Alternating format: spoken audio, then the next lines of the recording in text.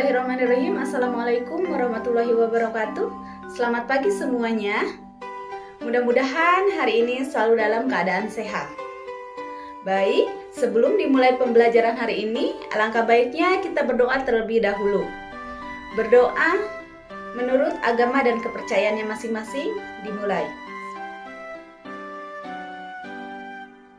Berdoa selesai. Nah, hari ini kita akan belajar bersama. Nah, sebelum belajar akan saya absen terlebih dahulu. Raka Iqbal Ubaidillah,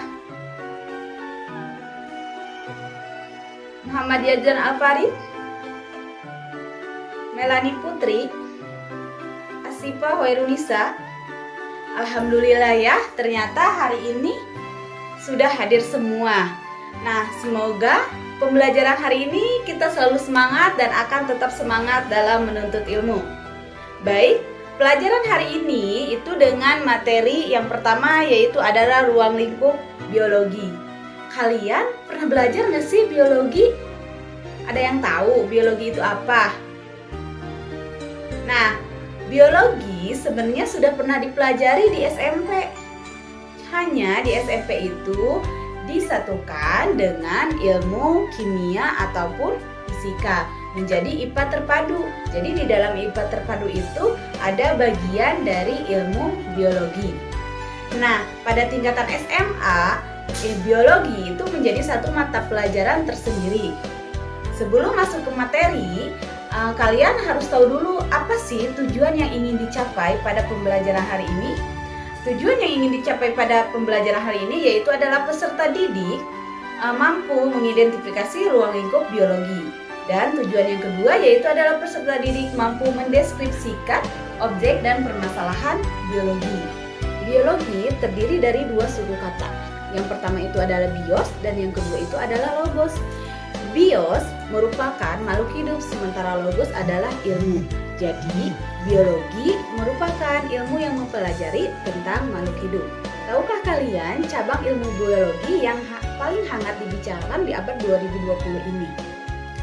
Teknologi semakin hari itu semakin maju karena sifat manusia yang selalu ingin tahu dan tidak pernah puas dengan hasil yang didapatkan pada saat ini. Semakin ingin tahu, maka kita akan semakin mendapatkan informasi yang lebih baik lagi. Seperti pada saat ini teknologi yang dihasilkan sudah semakin maju. Contohnya seperti handphone yang kita gunakan, TV, kemudian komputer, laptop, dan lain sebagainya. Ataupun dalam bidang kedokteran telah ditemukannya alat USG, MRI. Nah, semua itu adalah hasil dari perkembangan ilmu dan teknologi atau yang disebut dengan sains. Sains itu adalah memiliki ciri-ciri tertentu. Yang pertama itu objek yang dikajinya berupa benda-benda konkret atau benda-benda yang nyata. Kemudian dikembangkan melalui pengalaman empiris atau pengalaman yang nyata. Kemudian melakukan langkah yang sistematis. Maksudnya siapapun yang membuktikan jika melakukan dengan cara-cara atau situasi dan kondisi yang sama akan dihasilkan produk yang sama pula. Kemudian menggunakan cara berpikir logis, misalnya berpikir secara induktif dan deduktif. Nah, berpikir secara induktif merupakan pengambilan kesimpulan dari khusus ke umum.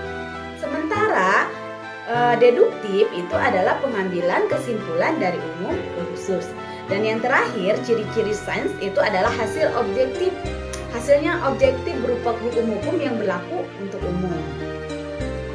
Kemudian, untuk selanjutnya yaitu adalah ruang lingkup yang dipelajari dalam biologi. Ruang lingkup yang dipelajari dalam biologi meliputi keseluruhan kehidupan yang ada di jagat raya, mulai dari tingkatan yang paling rendah atau sangat kecil hingga tingkatan organisasi yang paling kompleks atau terbesar. Nah, objek biologi awalnya itu hanya diklasifikasikan menjadi 3 kingdom, ya.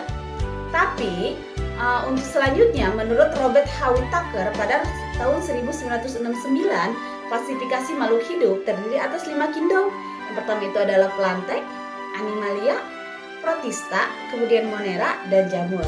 Tentu kalian sudah pernah tahu kan atau sudah pernah mempelajarinya di materi SMP. Karena di materi SMP itu yang dipelajari adalah klasifikasi 5 kingdom. Kemudian, karena seiring berkembangnya pengetahuan, dikemukakan lagi oleh Charles Woese pada tahun 1987, klasifikasi makhluk hidup itu menjadi 6 kingdom. Yang pertama itu adalah Plante, kemudian Animalia, kemudian itu adalah Protista, kemudian Fungi, kemudian Archaebacterium dan Eubacteria. Untuk selanjutnya yaitu adalah struktur organisasi kehidupan. Struktur organisasi kehidupan itu adalah tersusun dari tingkat yang paling rendah sampai tingkat yang paling tinggi. Tingkatan yang paling rendah itu adalah molekul. Kemudian selanjutnya yaitu adalah sel. Setiap makhluk hidup terdiri dari sel. Makhluk hidup itu ada yang hanya memiliki satu sel atau yang disebut dengan uniseluler. Ada juga makhluk hidup yang memiliki banyak sel atau multiseluler. Makhluk hidup uniseluler atau yang hanya memiliki satu sel yaitu adalah amoeba atau paramecium. Kemudian yang selanjutnya itu adalah jaringan. Jaringan merupakan sel-sel yang sama bentuknya dan fungsinya kemudian membentuk kelompok. Kemudian untuk selanjutnya yaitu adalah ada organ.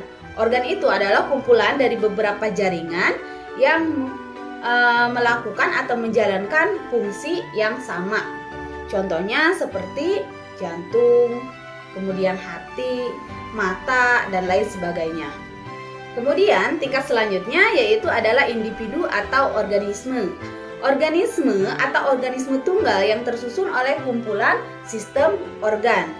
Nah, tingkatan selanjutnya yaitu adalah populasi atau sekumpulan individu atau spesies yang sejenis yang menempati suatu habitat.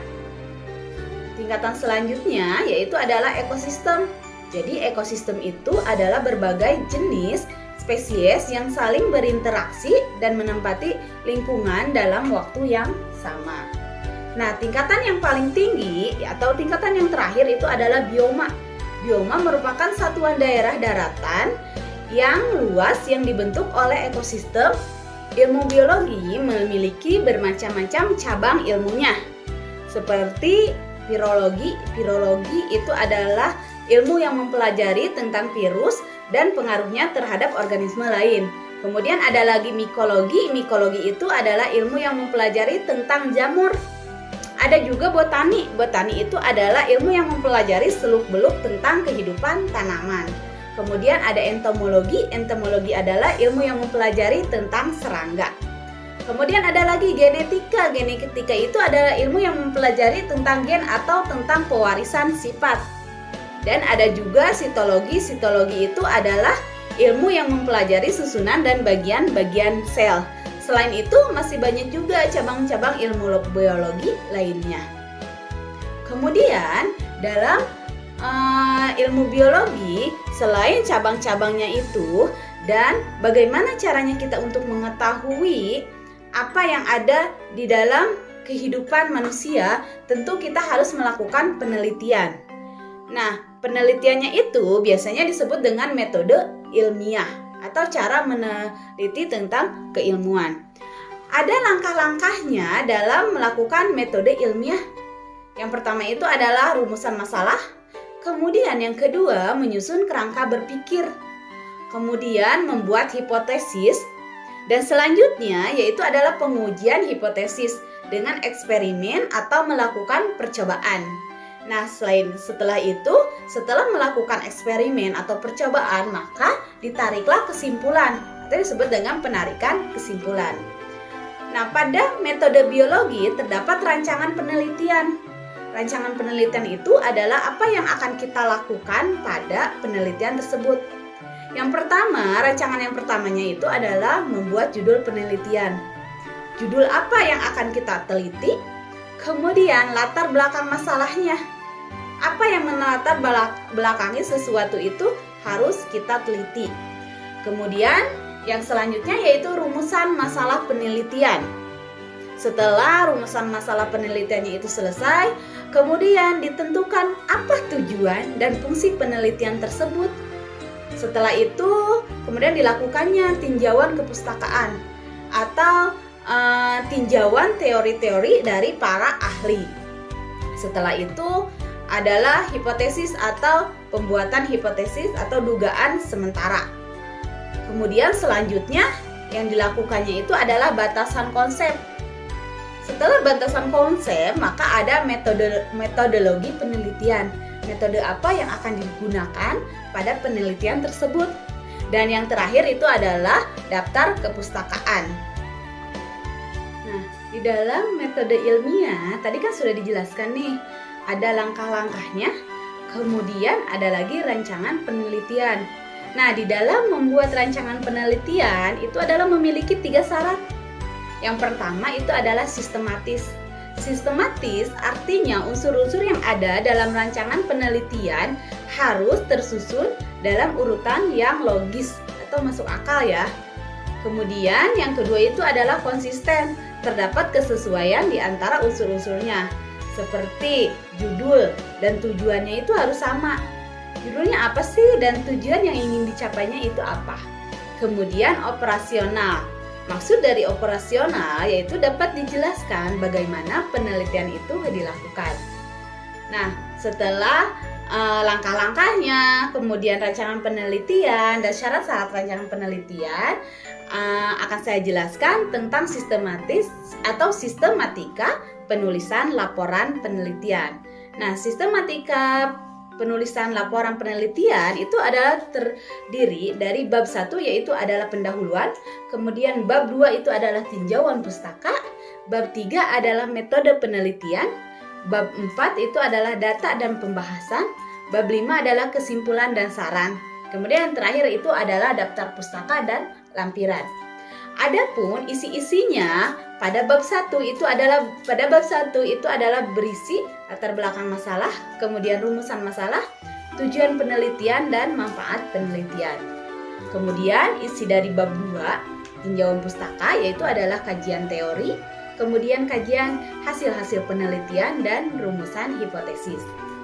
Pada bab 3 atau pada metodologi penelitian berisi antara lain yang pertama itu adalah variabel dan definisi operasional variabel, kemudian rancangan penelitian, kemudian sasaran penelitian atau populasi dan sampel, kemudian instrumen, alat dan bahan, kemudian prosedur pelaksanaan penelitian, rencana analisis data, dan jadwal penelitian. Adapun pada bab 4 yaitu adalah berisi tentang deskripsi data, kemudian interpretasi data, uji hipotesis dan pembahasan. Pada bab 5 itu terdiri dari kesimpulan dan saran. Baik, untuk kesimpulan dari materi pembelajaran hari ini yaitu biologi merupakan ilmu yang mempelajari tentang makhluk hidup. Dan struktur organisasi kehidupan itu berawal dari tingkatan yang paling rendah sampai tingkatan yang paling tinggi, yaitu adalah molekul, sel, jaringan, organ, individu atau organisme, kemudian populasi, ekosistem, dan bioma.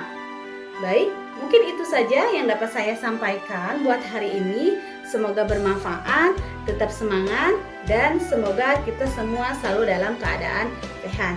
Nah, untuk materi selanjutnya yaitu tentang virus. Baik, terima kasih. Wassalamualaikum warahmatullahi wabarakatuh.